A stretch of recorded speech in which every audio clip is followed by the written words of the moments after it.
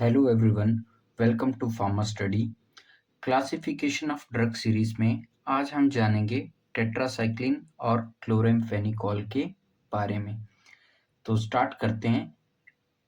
सबसे पहले जो टेट्रासाइक्लिन्स हैं वो आपकी क्या है, टेट्रा मतलब चार, मतलब इसमें क्या है, 4 साइक्लिक रिंग्स है। और ये क्या है, आपकी ब्रॉड स्पेक्ट्रम एंटीबायोटिक है। ठीक है, ब्रॉड स्पेक्ट्रम का मतलब क्या है कि ये वास्ट केसेस में ये एंटीबायोटिक यूज हो सकती है। बहुत सारी डिजीजेस की ट्रीटमेंट के लिए ये एंटीबायोटिक यूज हो सकती है। अब इसका मैकेनिज्म ऑफ एक्शन क्या रहता है, ये आपका बैक्टीरियल प्रोटीन सिंथेसिस इनहिबिटर है। ठीक है, और ये बैक्टीरियोस्टैटिक इन नेचर है, मतलब ये बैक्टीरिया की ग्रोथ को रोक देगा लेकिन बैक्टीरिया को किल नहीं करेगा। स्टैटिक मीन्स रोकना, ठीक है, और साइडल मीन्स किल कर देना। ठीक है, तो एक बैक्टीरियोस्टैटिक होता है, एक बैक्टीरियोसाइडल होता है। ठीक है, तो ये आपको ध्यान में रखना है, ये बैक्टीरियोस्टैटिक है। दूसरा, इसका मैकेनिज्म ऑफ एक्शन क्या होता है, ये रिवर्सिबली कहाँ पर बाइंड करता है, 30S राइबोसोमल सब यूनिट पे। ठीक है, ये आपको बेसिक सी चीजें हैं, ये आपको याद रखनी है। ठीक है, अब ये रेजिस्ट भी करती हैं। ठीक है, फॉर एग्जांपल किसी ने इसका इम्प्रॉपर जो है ट्रीटमेंट लिया। ठीक है, फॉर एग्जांपल अगर हम लोग डॉक्सीसाइक्लिन का एग्जांपल लें जो कि बीडी चलती है आपकी। ठीक है, बीडी मीन्स सुबह शाम एटलीस्ट फॉर 3 days। ठीक है, तो 3 दिन का कोर्स था। ठीक है, पेशेंट को लगा कि बस मैं अब ठीक हो गया और उसने एक ही दिन खाया फिर छोड़ दिया। ठीक है, फिर उसको 4 दिन के बाद लगा यार मुझे फिर बुखार हो गया, तो फिर उसने खाया फिर छोड़ दिया। ठीक है, तो अल्टीमेटली जो मेडिसिन है वो क्या करती है, रेजिस्ट कर जाती है। ठीक है, अगेंस्ट माइक्रो ऑर्गेनिज्म। ठीक है, तो यहाँ पर मैकेनिज्म ऑफ रेजिस्टेंस क्या होता है, डिक्रीज्ड इनफ्लक्स और the increased efflux of tetracycline, इसकी वजह से इसका रेजिस्टेंस हो जाता है। और दूसरा, inactivation of the drug bye enzymes, तो बॉडी में जो एंजाइम्स होते हैं उनकी वजह से इनएक्टिवेशन भी होना शुरू हो जाता है। एडवर्स इफेक्ट्स टेट्रासाइक्लिन्स के बहुत सारे होते हैं, gastrointestinal irritation, phototoxicity, hepatotoxicity, renal toxicity, और स्पेसिफिकली इसमें कौन सा सिंड्रोम कॉज करता है, फैनकॉनी सिंड्रोम। तो ये आपको याद रखना है, टेट्रासाइक्लिन का मेजर एडवर्स इफेक्ट, ये नेमिंग रिएक्शन से, नेमिंग उससे आपको पूछ सकते हैं। ठीक है, एग्जाम में।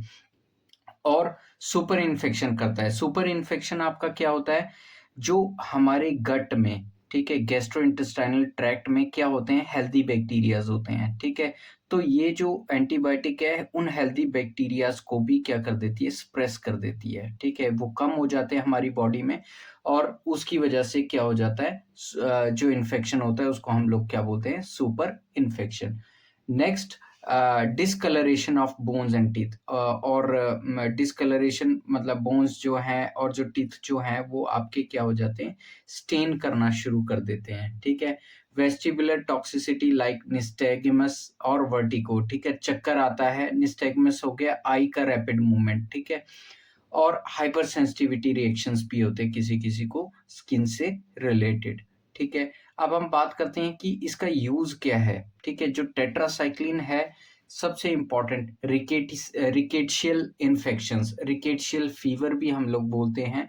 ठीक है, और यूजुअली जो आपका रेनी सीजन के बाद जो फीवर लगते हैं आने, तो वहां पर डॉक्सी साइक्लिन आपका स्पेसिफिकली चलता ही चलता है उस टाइम पे। ठीक है, माइकोप्लाज्मा न्यूमोनी इन्फेक्शंस, ठीक है, chlamydial infections, cholera, brucellosis, plague, acne, acne के केस में भी डॉक्सीसाइक्लिन को प्रिस्क्राइब किया जाता है। Malaria, amoebiasis, SIAD, SIAD means syndrome of inappropriate anti diuretic hormone secretion, इसके अलावा लेप्रोसी एंड फिलेरियसिस। ठीक है, तो हमने शुरू में ही बात की थी, ये क्या है, आपकी ब्रॉड स्पेक्ट्रम एंटीबायोटिक है, तो ये ब्रॉड कैटेगरीज में ये यूज होती है। ठीक है, अब ड्रग्स कौन कौन सी होती हैं इसमें, सबसे इंपॉर्टेंट डॉक्सीसाइक्लिन। ठीक है, डॉक्सीसाइक्लिन होती है, डेमिक्लोसाइक्लिन यूज होती है, टाइगीसाइक्लिन यूज होती है, डॉक्सी टेट्रासाइक्लिन यूज होती है और मीनोसाइक्लिन यूज होती है। ठीक है, जिसको सीवियर प्रॉब्लम हो डॉक्सीसाइक्लिन आईवी लाइन में भी दिया जाता है। ठीक ठीक है। अब हम बात करते हैं क्लोरेमफेनिकॉल के बारे में। क्लोरेमफेनिकॉल भी आपका क्या है, ब्रॉड स्पेक्ट्रम एंटीबायोटिक है। और क्लोरेमफेनिकॉल जो है ये आपका कहाँ से ऑब्टेन होता है, ऑब्टेन फ्रॉम स्ट्रेप्टोमाइसिस वेनिजुली, ठीक है। और मैकेनिज्म ऑफ एक्शन क्या होता है इसका, मैकेनिज्म ऑफ एक्शन ये आपका 50s राइबोसोमल सब यूनिट पर बाइंड करती है। तो ये क्या करती है, आपकी इनिबिट करती है bacterial protein synthesis by binding reversibly to 50s ribosomal subunit, ठीक है। इसके साइड इफेक्ट इंपॉर्टेंट है, और मेन जो इसका साइड इफेक्ट है वो ग्रे बेबी सिंड्रोम है। इसके अलावा बोन मैरो सप्रेशन होता है, गैस्ट्रोइंटेस्टाइनल साइड इफेक्ट्स होते हैं और हाइपर सेंसिटिविटी रिएक्शंस होते हैं। So this is all about tetracycline and chloramphenicol. Thank you for watching. Do subscribe and share Pharma Study. Thank you.